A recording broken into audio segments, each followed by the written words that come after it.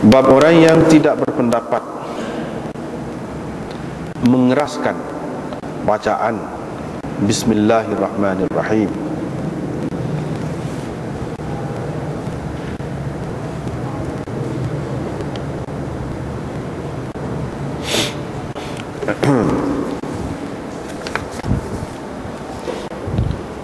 Dengan sanadnya Imam Abu Dawud meriwayatkan daripada Anas, sesungguhnya Nabi SAW, Abu Bakar, Umar dan Uthman, mereka memulakan bacaan dengan Alhamdulillahi Rabbil Alamin.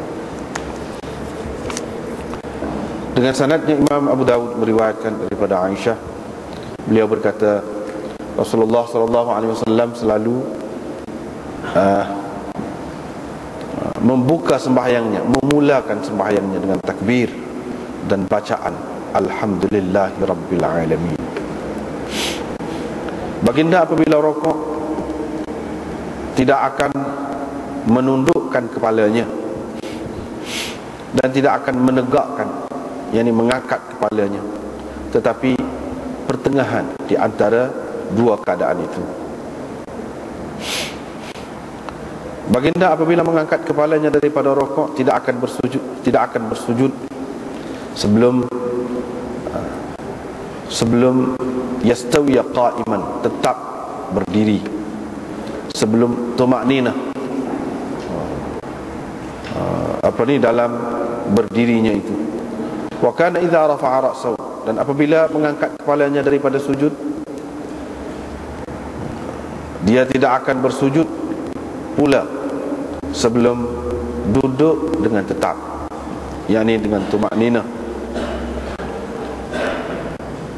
Dan baginda selalu membaca dalam ataupun pada setiap dua rakaat at-tahiyyatu lillah, yakni dia duduk tahiyat dan baca at-tahiyyatu lillah. Apabila duduk, yafrushu rijlahul yusra, baginda akan melipatkan ke belakang, yakni kaki kirinya, menghamparkan kaki kirinya dan menegakkan kaki kanannya. Baginda melarang daripada cara duduk syaitan. Wa an firshatis sam', dan daripada cara duduk binatang buas. Dan baginda menyudahi sembahyang dengan taslim, yakni memberi salam. Dengan sanadnya Imam Abu Dawud meriwayatkan daripada Anas, beliau berkata, Rasulullah SAW bersabda, diturunkan kepadaku baru sekejap ataupun tadi saat ini satu surah. Baginda pun membaca Bismillahirrahmanirrahim, Inna a'tainakal kautsar, sehingga habis. Qala, baginda bersabda, hal tadrun, adakah kamu tahu apa itu al-kautsar? Mereka menjawab, Allah dan Rasulnya lebih mengetahui. Qala fa innahu, baginda bersabda, sesungguhnya ia adalah satu sungai yang Tuhanku Azza wa Jalla telah janjikannya kepadaku di dalam syurga. Ini satu sungai di dalam syurga yang Allah telah janjikannya kepadaku. Dengan sanadnya Imam Abu Dawud meriwayatkan daripada Aisyah, lalu perawi menyebutkan tentang ifk. Qalat, Aisyah berkata, Rasulullah SAW duduk dan menyingkapkan kain dari wajahnya.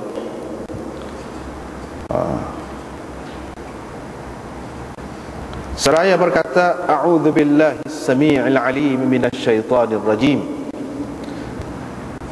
Sesungguhnya orang-orang yang membawa fitnah itu adalah satu kumpulan daripada kamu, hingga ke akhir ayat.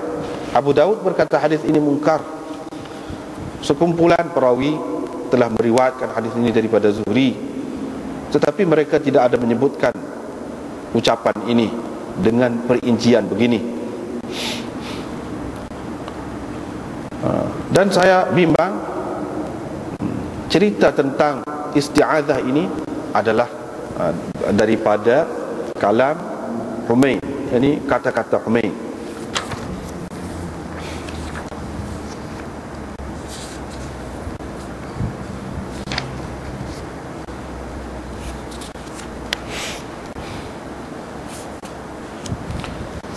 Sebenarnya kita sudah baca dah dulu sebelum raya ni, baca dah belakang.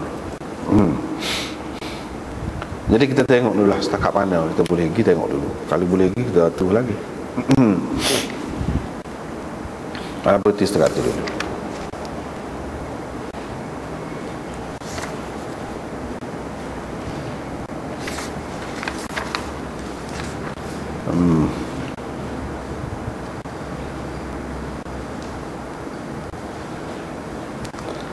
Tetapi dia ada hubungan rapat tu dua bab ni. Bab majah man jahara biha. Ini bab hadis yang menyebutkan orang yang mengeraskan bacaan Bismillahirrahmanirrahim. Ini ada dua bab lah. Bab tadi orang yang berpendapat tidak baca derah. Bab ni orang yang baca derah. Lepas tu dia marilah hadis ni Uthman ini, baru ni kita sudah baca dah. Cerita tentang tak tulis Bismillahirrahmanirrahim, antara sebagai pemisah lah antara surah Al-Anfal dengan surah Bara'ah. Apa tak tulis, sedangkan surah-surah lain, setiap surah nak mari masuk tu, surah lain tu ada tulis Bismillah. Hak ni apa? Itu persoalannya. Tetapi zahirnya tidak juga nampak cerita ni berkenaan dengan baca derah ataupun tidak baca dalam semaya.